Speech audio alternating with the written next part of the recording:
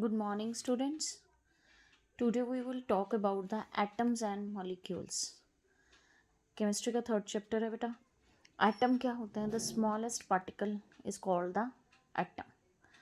Atom में जो आपका the law of chemical combination है, फर्स्ट आएगा लेवोसियर ने दिया था, और उसने फादर ऑफ मॉडर्न केमिस्ट्री कहा जाता है लेवोसियर को.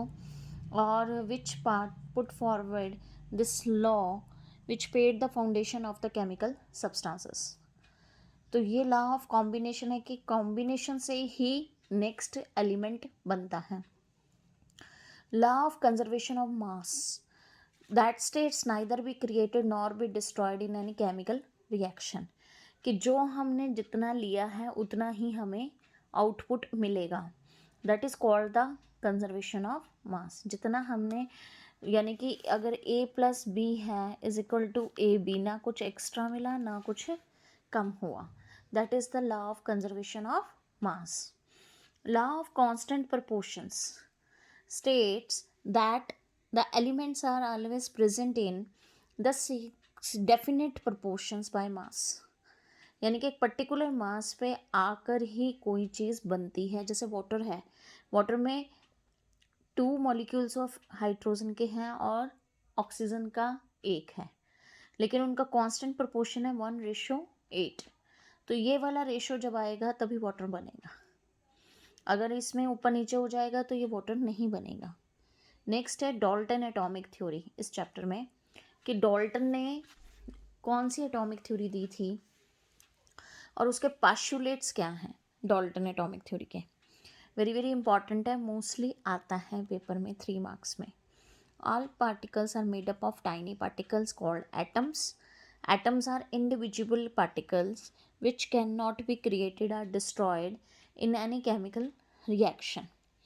नंबर थर्ड पार्ट है पास्टुलेट्स का. पास्टुलेट्स होती हैं advantages. Atoms of a given element are identical in mass and chemical properties. Number 4th is the atom of a different elements have different mass and chemical properties. Next one, atom combine in the ratio of whole number to form compounds. Number 6th is that the relative number and kinds of atoms are constant in a given compound. That is the Dalton atomic postulates. अब किसी चीज़ की advantage है तो drawbacks भी होंगे.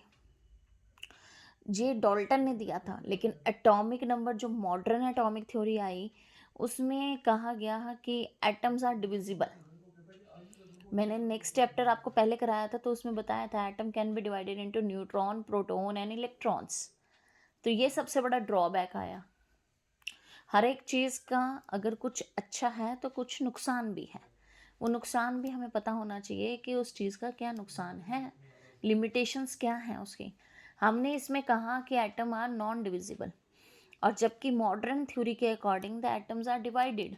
Neutron, proton and electron 3 एटिक particles में divided है वो एटम के स्ट्रक्चर. मैंने आपको पूरा एक्सप्लेन किया है.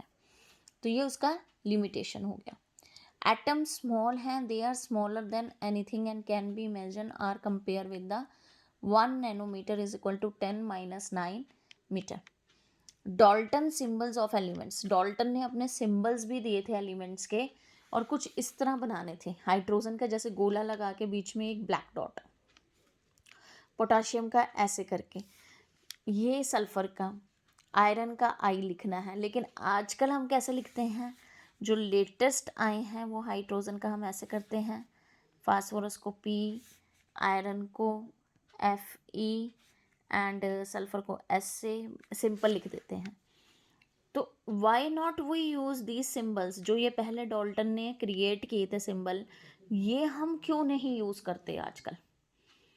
अगर ये क्वेश्चन आ जाए फिर आप क्या आंसर दोगे, क्योंकि ये टाइम कंज्यूमिंग है और इसे याद करना, लर्न करना काफ़ी डिफ़िकल्ट है, इसीलिए हम इनको नहीं यूज़ करते. आजकल के जो सिंबल्स आए हैं वो इजी हैं, इजी टू लर्न है और टाइम सेविंग है. समझ आया मेरा आंसर. ये टाइम कंज्यूमिंग है और डिफ़िकल्ट टू लर्न. ये टाइम सेविंग है और इजी टू लर्न. कई बार एक एक नंबर में इस टाइप के भी क्वेश्चन आ जाते हैं बेटा, तो इसीलिए मैं आपको बता रही हूँ साथ साथ। Thank you and have a nice day.